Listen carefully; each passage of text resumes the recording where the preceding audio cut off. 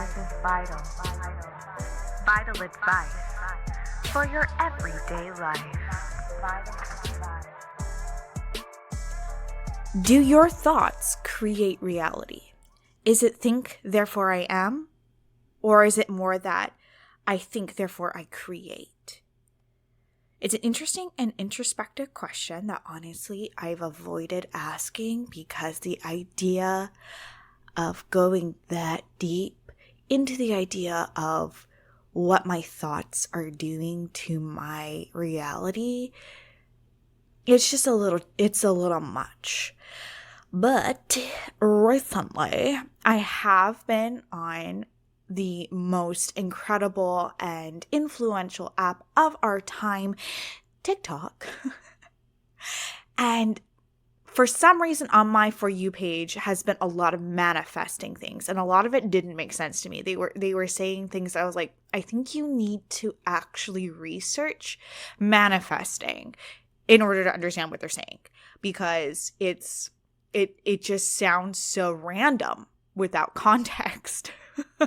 So that's what I've decided to do this past week. I was looking into manifesting to understand what I was seeing on my For You page, and it made me recall back to the very first time anyone has ever said anything to me about manifesting.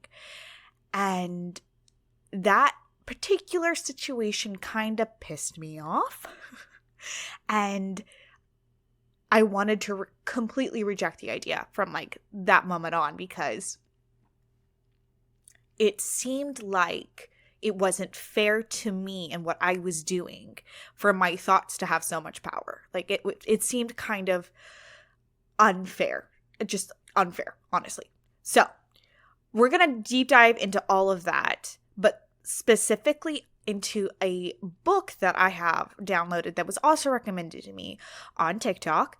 I read halfway through, and I plan on finishing it before I do another follow-up episode on manifesting later on. And this book is called Breaking the Habit of You. Hold on, let me get the author. It's Dr. Joe Dispenza. So Breaking the Habit of Being Yourself. Sorry, that's the title. Breaking the Habit of Being Yourself. How to Lose Your Mind and Create a New One. Now that doesn't sound very normal for what I understand manifesting to be. It sounds a little bit like Alice in Wonderland, Mad Hatter Tea Party. Lose your mind to create a new one. Which is probably why I read this, because it was intriguing to me.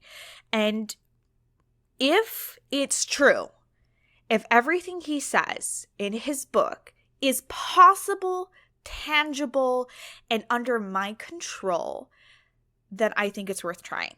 And I'm going to break down his steps, how I'm going to be implementing them, and basically how I understand them for you. So if you don't really want to read the whole book, because it's a lot of science, it's a lot of terms and stories, and like I had to play many of the chapters over and over again just to get the concepts. So it's very heavy.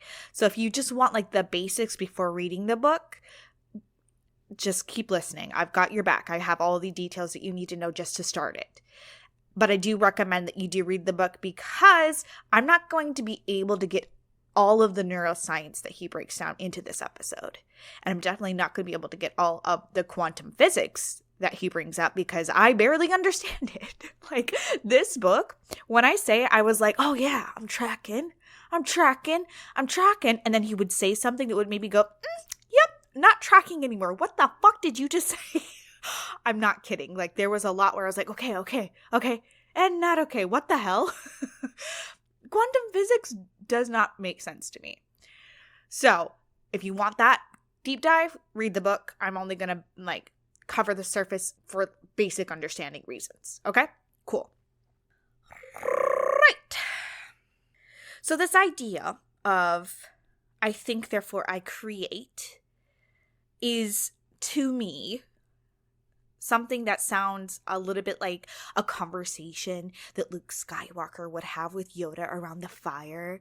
And like Yoda would be like, yes, Excuse my Yoda voice. I don't actually do impersonations. I don't know how, but like this is my interpretation of what Yoda would sound like. He would be like,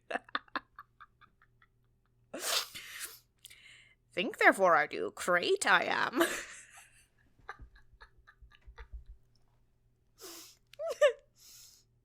I am so sorry to all the Star Wars fans.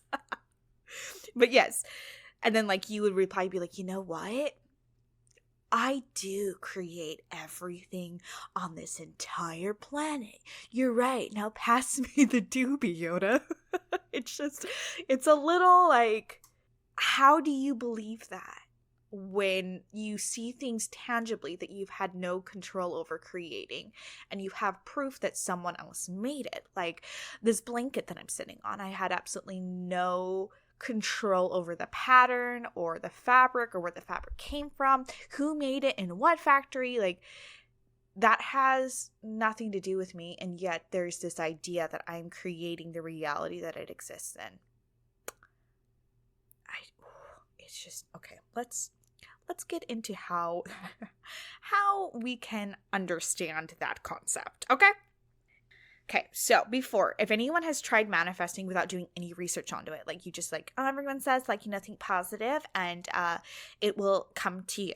Like that idea, honestly, I have had absolutely zero, zilch success-wise with that type of practicing. I even like did like originally on TikTok, someone had given me some sort of like chant that you're supposed to say before you get out of bed and before you go to sleep at night to, she claims, to timeline shift. She was like, there's another timeline out there where you could be like the most successful version of yourself. And if you say this chant, then you will eventually shift into that timeline. And I was like, bet. So for like months now, I've been doing this. Like I'll even like stir the intention into my coffee in the morning. Well, I will say this chant. If you want, I could probably find this TikTok and post it on my Instagram so you can see. I might put it in my highlights or something so you can understand it. But yeah, this lady's like, you're supposed to say, I'm in the timeline of my greatest good, my deepest desires, and my ultimate fulfillment. When I came across that, I was like, that sounds good. That's where I want to be. I would love to be in my deepest desires. I would like to have my ultimate fulfillment. Please send me there. But if this is that reality, I'm going to say there's a lot of shit in it I don't really want. And I'm not happy with the outcome. Send me to a new timeline, please. I didn't work the way I thought. So I'm just curious. I'm just really curious. Has anyone out there had any success with that type of manifesting? Because I can't see it in my life. Just like saying it, me like, okay, step away. Now it's going to work. Like, does that work for you? Please let me know. I would love to know. But for me, it didn't work. And like I said earlier, my earliest introduction to manifesting honestly was not positive. I was dating Flyboy, I was long distance, and my friends were still in Korea with him. And they had gotten word from a friend of a friend that Flyboy was uncertain about me and was thinking about breaking up with me. And they thought, doing their due diligence as friends, that it was wise to inform me of this. And naturally, when you hear from someone else that your boyfriend has thoughts of ending the relationship, you probably are going to be filled with, if you're anything like me, doubts, worries, concern, abandonment issues, wanting to figure out what you did wrong, like all of these thoughts that apparently under the idea of what manifesting is are very like low vibration negative thoughts. I brought this up to a friend and she was like, you cannot think that way because by doing so, you are bringing more, like you're bringing in that result into your life. By worrying about whether or not he will break up with you, even though like they told you he was planning on it, by thinking that way, then it will happen. And I was like, how are my thoughts controlling his actions? He's on the opposite side of the world, and I definitely have never brought that up in any of our conversations. I haven't been acting differently with him. I'm literally just feeling anxious and having thoughts of worry and concern about what he might do in the future. And she was like, exactly. That's what's gonna happen. The more you think about it, instead of thinking about the good stuff, the more the bad will happen. That doesn't seem fair. Like, I literally did everything I could with my words and my actions to bring good, positive things into my relationship. I knew he was having doubts, so why is it my fault that I'm reacting to his actions? Why is it my fault that he will break up with me when I was the one trying to do everything good in the relationship? That sounds fucking shitty to me. I don't think I can believe into it. So that was my first introduction, and naturally I have very bad associations with it for what I feel like should be obvious at this point. Yes, Flyboy and I did break up. I ended up actually ending it with him, but it was after me realizing that he was going to do it anyway. And I was just like, look, if you're going to drag it out, don't drag it out too long. Like, if this is over, let's just end it. But I don't personally feel like my emotions or my thoughts brought that to be. It was his, if that makes sense. It was him avoiding me. It was him talking to that girl on my birthday. It was him that was not setting up dates. It wasn't me. So how did I make him do that? Explain that to me. I want to know. So basically, my question out of this practice of manifesting that I plan on doing is me literally being like, how is my mind able to change other people? I gotta know. Because if it really is possible, I want to try it now. I want to know all the ins and outs. How can I do that shit? And how is it possible that my thoughts are more powerful than my actions? Because my thoughts are in my head and they're not in my head. I don't get it. So let's find out. Let's see if I can, through manifestation, bring about someone else's actions into my life and have actual proof of it. Also, side note, the main reason why I didn't do manifesting after that introduction from Lisa is it literally just seemed like it was a very human thing for me to have doubts and worries in that type of situation. And it's a very human thing to have worries, especially when you're attached to someone. It goes back to that jealousy conversation with Dr. Ramani, talking about how the feelings of jealousy themselves proves to you that you care enough not to lose someone. So I'm just supposed to pretend that I don't have human feelings in order to bring good things into my life? I don't see how you can prevent that. That's my basic introduction. Later on in life, however, I did run into one of my great friends, Gina, who introduced me to the idea of a growth mindset. And that to me makes more sense than any type of like mumbo jumbo hoo-ha of, you know, like your spirit speaking to someone else's spirit. It like literally is just your mindset. So I can get behind that, because having an idea of like, this is as far as I've come. I'm 25 years old. I've had no success in love. My career is going nowhere. Therefore, I'm stopping here. Like, it doesn't make sense for anyone to not try to progress when life could be an infinite number of years, or it could stop tomorrow. So why not have the idea that like you don't have to stop at a certain level of growth? You can change and develop, and have a idea that like your mindset, your state of being is open to change. I think that's great. I love that. So I can get behind the idea of that growth mindset. I can't, however, get behind the idea I got from another TikTok TikTok video where this lady was like, the reason why your manifestations isn't working is because you're focusing on the things that you don't have. And I don't get what that means. I mean, isn't that the whole point of manifesting, is you don't have something and you want to bring it into your life? So isn't the point to look at that thing? Like, am I crazy? I don't get it. Like, I don't get it. If that's not it, how do you manifest it then if you don't think about it? It seems like, it seems so counterintuitive. Like, are we supposed to be doing some sort of like negative reinforcement with the universe where we're like, I don't want it. yeah, that thing over there, I'm not interested anymore. Don't bring it into my life, universe. No, it doesn't make sense. So I'm not supposed to focus on it, but I'm supposed to want it. And I'm not supposed to have negative, worried feelings about anything, because that brings shit into my life that I definitely don't want.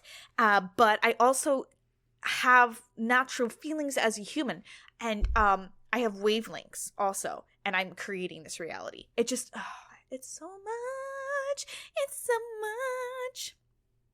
Okay. Let's take a moment to calm down about this. If we're going to do it the right way, we're going to do it through science. That's how I work. If I'm going to do it the right way, it's going to have a scientific background. And I'm going to give you 5 steps into quantum manifesting through neuroscience and through quantum physics that shall bring forth results, as supposedly. So, after those 5 steps, and this is going to be the 5 steps I'm going to be implementing until I see a result, basically, or don't see a result, whenever I feel like I'm done with this shit, which may not be never. I don't know. I'm also going to break down to you why you're going to have a hard time doing this through science. And then I'm going to revert back to why these things have been successful, at least according to the book, through science. Okay, so are you ready for this? The things that I'm going to be doing to manifest. Where is step 1? Okay, step 1. Do not predict how it will happen. That's saying in a predictable setting, and it will not change anything. Your pattern itself has to change. It needs to be in a form that you cannot predict. Okay, cool. Easy enough. I don't want to think about it anyway. Step 2. Be grateful for something you want that isn't in your life yet. Create the elevated feeling that would exist in that state now in your current state. This is going from a cause and effect mindset to causing an effect mindset. Make it in you to bring that field, I guess it's like the quantum field, bring the quantum field to seeing your signal that you're sending out for what you want in your reality now through your body. And your body needs to be convinced it is now that you're experiencing it. Okay. Have I already lost you? Because like for me, this stuff is like, what? Okay. Well, hopefully not. Okay. Step 3. I'm gonna try turning this down a little bit. I just feel like you guys are a little loud, and I'm really sorry if the past 20 minutes have been like too loud for you. Okay. Awesome. All right. So step 3. Choose my thought signal I send out. The universe will send what I am broadcasting. So essentially, like, think of yourself sitting down every day, every morning and every night, like the morning and nightly news, and you're the anchor that's opening up for that day. And you're like, hello and welcome to the Quantum Evening News. My name is Minuet and I'm a miserable person. I have no one that I love. I'm terrible at dating and I don't think that I can find someone to love me back. More on this at 7. Like, it just seems like the universe is going to catch that broadcast. Okay, so the universe is going to catch it and be like, oh my God, Minuet really likes to be miserable. Like, that's what she's sending out for us to, like, receive. So in reward for her broadcasts, we're going to send more things to make her miserable. We're going to have a harder time finding anyone to date. Okay, so instead of doing that, perhaps you should be sending out a signal that instead of saying, I'm miserable, you're sending out a signal and you're like, welcome to the morning news. My name is Minuet, and today I am grateful for the amazing love I have in my life. I mean, that's going to be a better signal, I feel like. Like, why would you send out that you're miserable all the time? I.e. my previous podcast episode. Like, just saying. I'm not perfect, okay? I haven't been manifesting, so it happens. Okay, step 4. Stop seeing time as a linear thing and interact with the quantum field intentionally. So this idea is that every day you're interacting with a quantum field and you don't even realize it. So intentionally do it every day and don't think of the past as the past and the future as the future. And I have got some stories for you from this book that is supposed to represent how this is possible, and I cannot wait to tell you because my mind is still not able to comprehend it. More of that at 7. Okay, last step. Step 5. Envision one part of the future as it is happening right now and feel those feelings that you want to feel in that moment. Like, really believe you're sitting around the campfire with the love of your life and your 2 children and your dog and your pimped out camper in the mountains in Colorado. Like, really see the mountains, really see the stars, feel the heat from the fire, the touch of your lover, the sound of your children laughing, whatever it is. Like, really put yourself in that moment. Don't do the whole future. Like, don't do like the day you met, the day you proposed, the day that you guys got married. Like, none of that. Like, envision just that moment.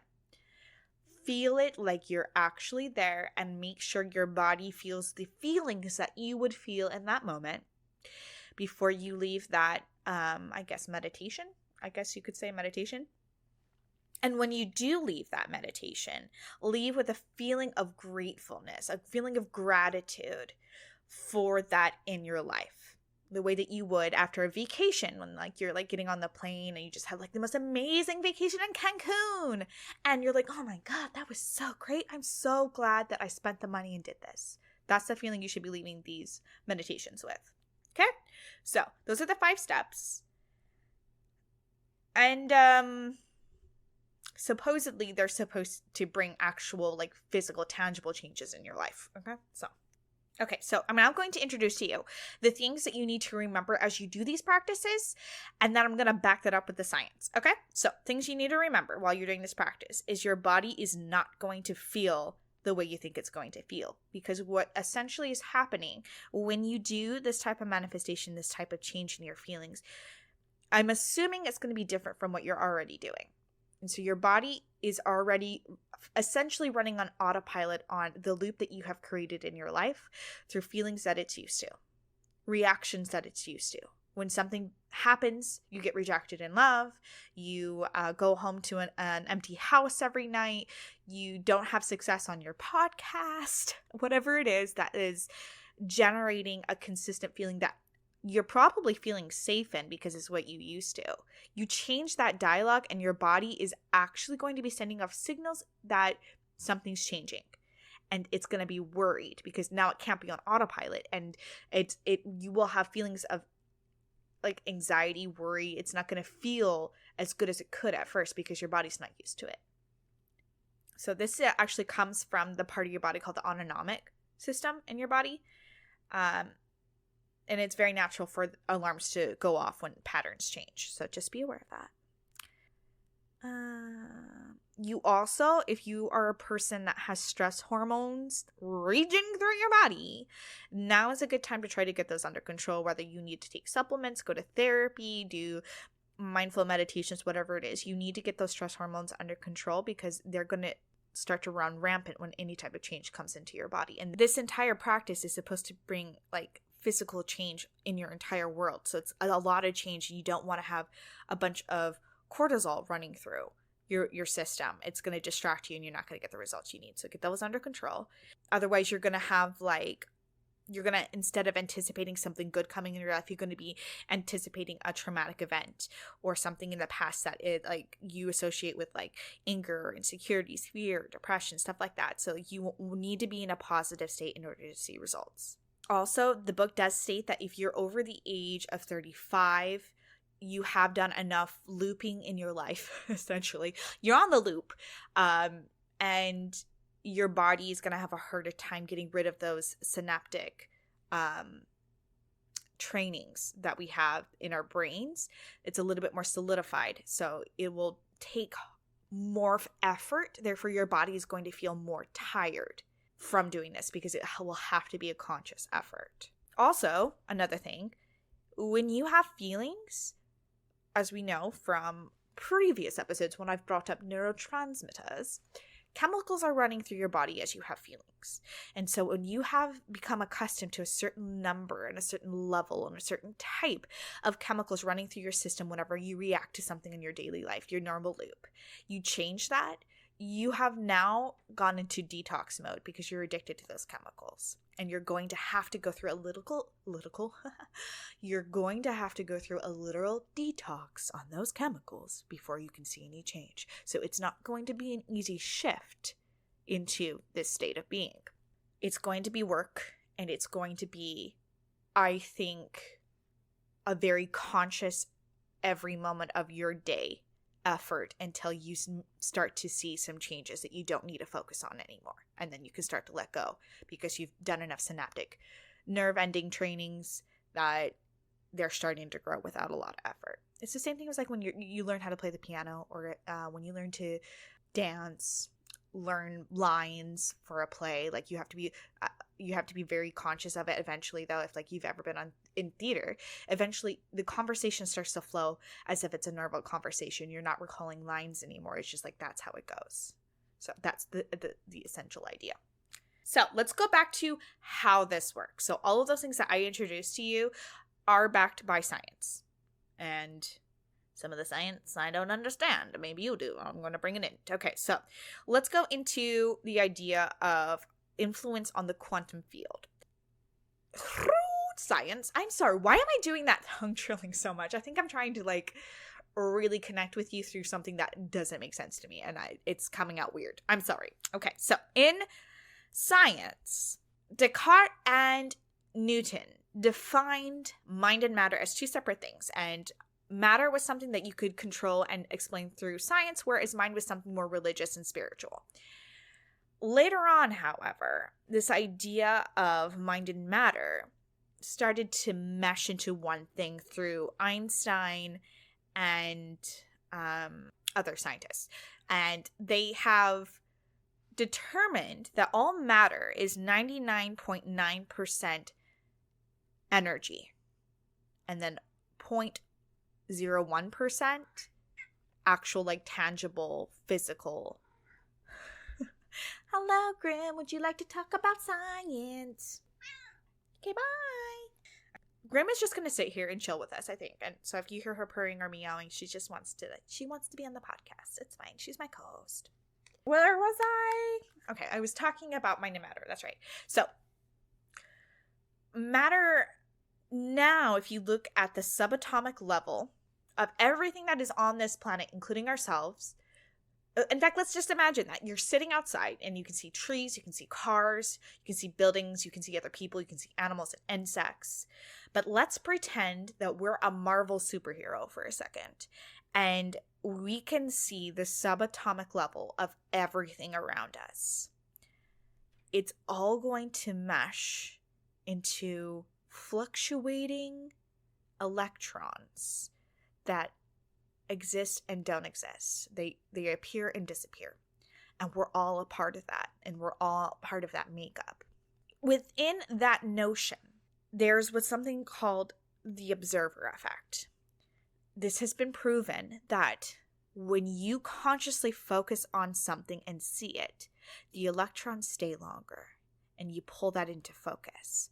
So this idea at the subatomic level of our observer effect focusing on something and bringing it to an existence is the idea of manifesting. So, or quantum manifesting, essentially. You're able to ignore different things. They disappear. And you're able to bring into reality things that you want by focusing on it.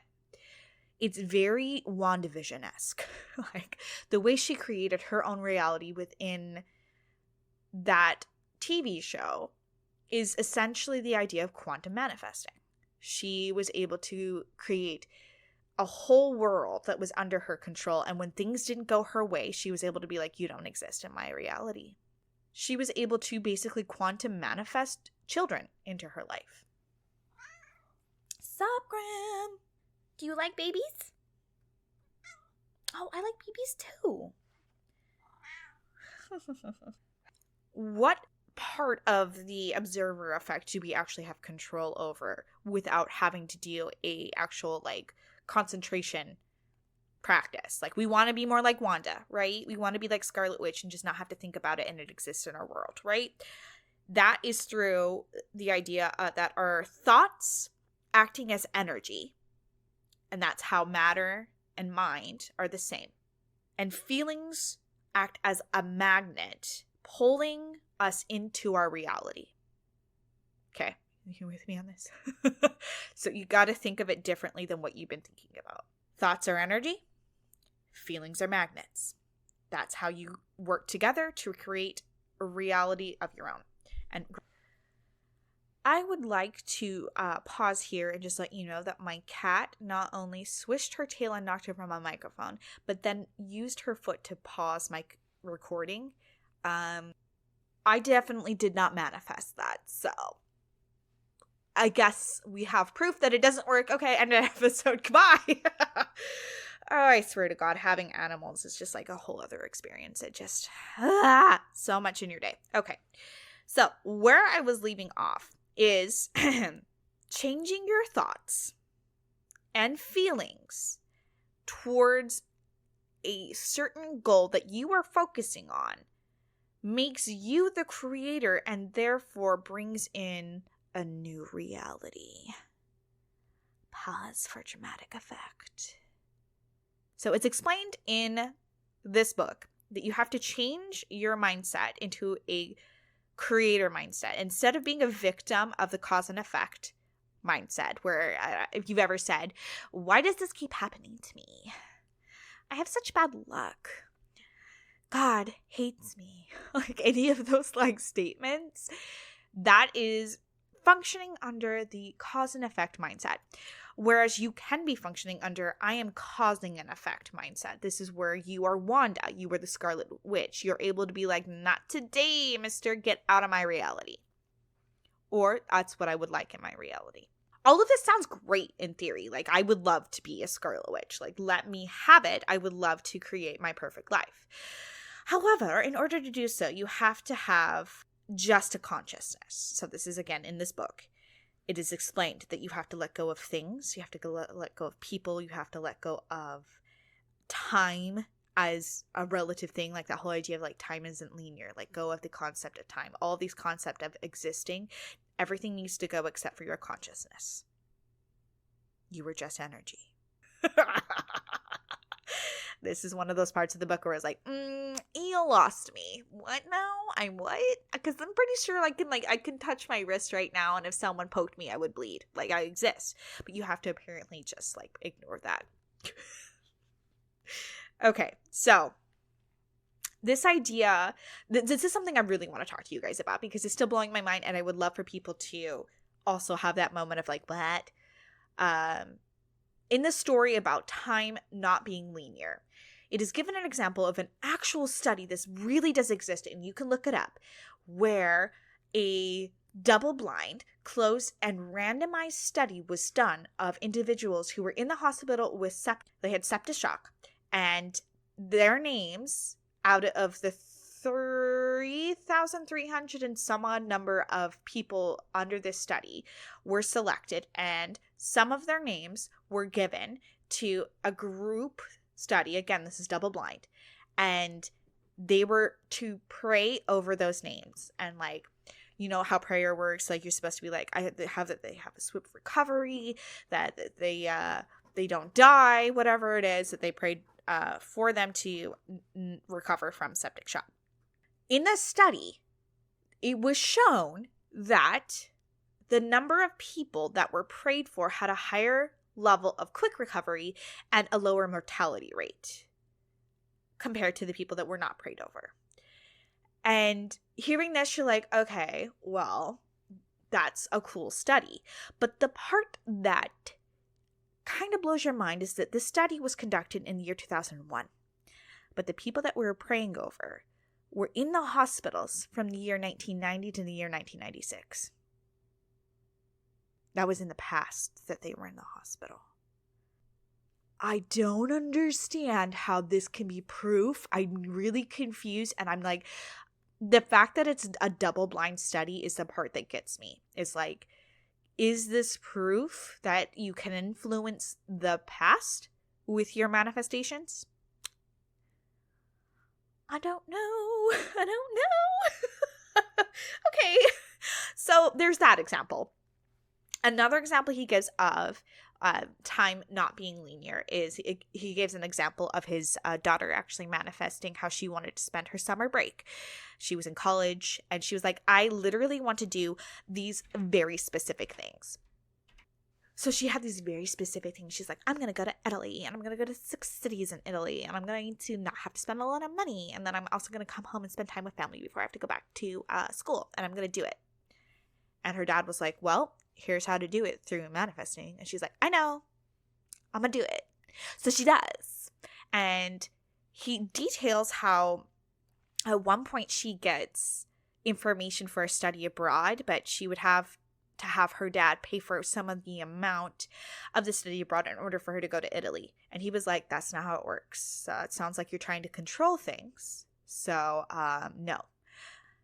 But continue to imagine yourself in Italy. Continue to have those good feelings of good memories that you have had in Italy, even though you've not gone there yet. Like, think of it as a memory.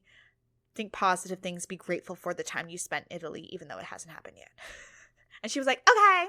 And so she does. And she literally immersed herself into the idea of being Italy, that she was speaking Italian more. And she was like the effects that you would have for a person who went to a foreign country was like what she was living. And through this, without influencing anything, a professor at her university approached her because she, would speak Italian, and the professor spoke Italian, that she was like, you know what? I need someone to teach Italian. Like the first Italian 101, I guess, to people on this study abroad in Italy. I think you'd be perfect for the job, and we would cover the costs. Well, hell. Okay. That sounds like she manifested that.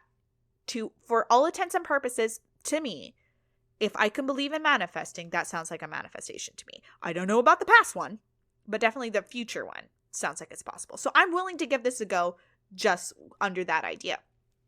So the parts that I have a hard time with under this idea, though, is what are the limitations? Because if I can literally influence the fucking past and I can influence the fucking future, what is there to say that I can't go back and be like, I never dated Flyboy? He didn't happen. Can I do that? Sounds like changing a reality, doesn't it? Why can't that be a part of my reality?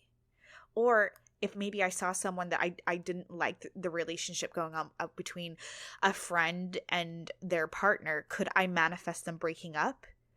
Or could I manifest a celebrity into my life as my best friend? Like, what are the fucking limitations here? Because if I can literally create any fucking reality that I want to, why can't it be that?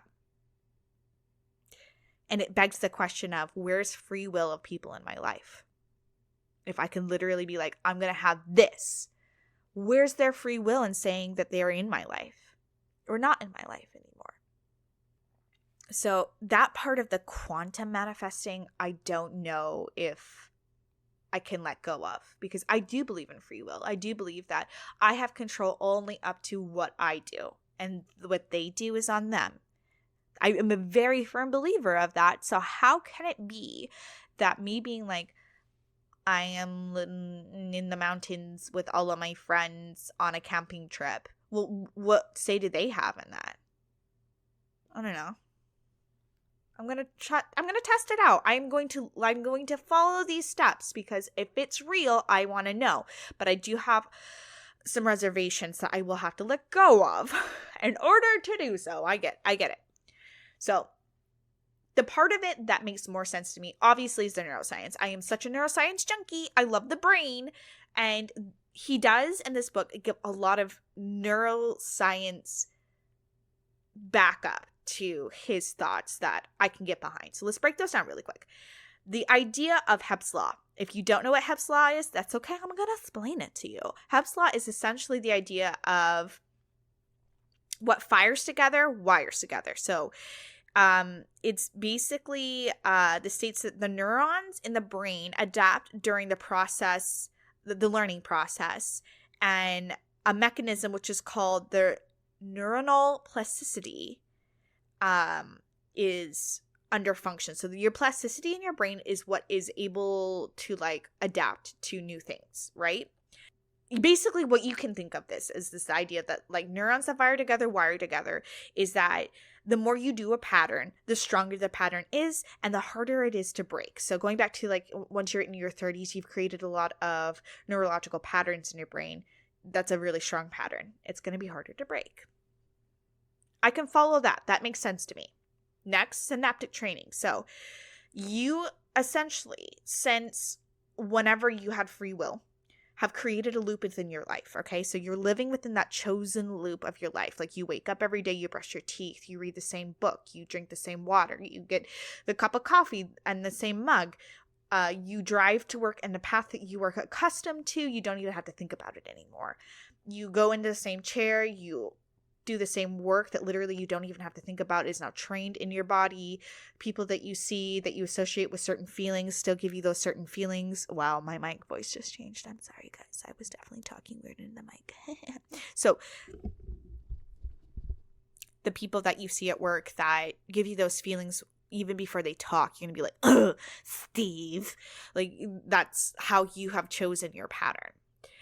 And that's how the synaptic training in your brain is going to be firing off on autopilot. And because our brains are trained, since our brains were formed, to look for patterns and to predict what we know and what's going to happen, every day that we live, we think we know what's going to happen. And we know how it's going to happen.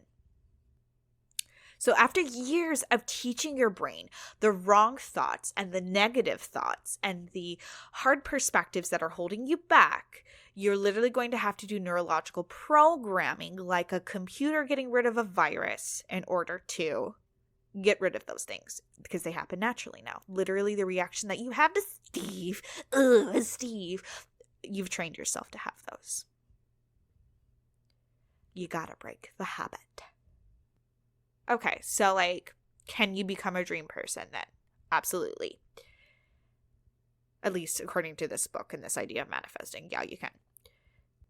You learn to harness the observer effect like we talked about in the quantum physics part of this. And realize that you don't think inside of a vacuum. Okay? So get rid of that concept of like, my thoughts are in my head and they don't influence anyone unless they become actions and words. Instead, think that your thoughts really do affect people because your thoughts become your feelings. Like they're connected, right?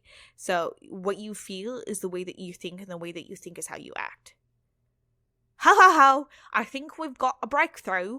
So your thoughts really do, even when you think you're doing something right, have an influence behind your emotions, and your emotions are going to influence how you act. So that's how like people, when you know how if someone is like trying really hard to put on a face, but you can tell that like they're really nervous, it's because that's how they're feeling. And so their feelings really do influence their actions. So what you need to do is consciously force yourself. You need to consciously influence yourself into a positive state and to heighten your emotions with intentions. And this will bring forth the results that you want. So you need to heighten and control with intention. And apparently, like, this is like a study that was done, he mentioned in the book, by scientists who literally, they heightened their emotions into a positive state. They were like, yeah, hoorah, we can do it. And they set the intentions behind their emotions of, we can unwind DNA with just our emotions. And it worked. Like they were able to, like under the microscope, see that it had unwound 25 times. So at least under their study, their heightened emotions and their control did have impact. Okay, so that's kind of cool. All right. So this is the part that it gets kind of hairy for me, is the idea that you can interact with the quantum field, and outside in the quantum field, your signature is going to be broadcasting, and it's going to be broadcasting towards a you state of being out there in the quantum field. And so you're going to reach out to them, and eventually through you reaching this is like through the laws of attraction idea of like, you know, your wave patterns meeting up with the being out there's wave pattern and like developing into their timeline. And like it becomes you. What? You lost me again.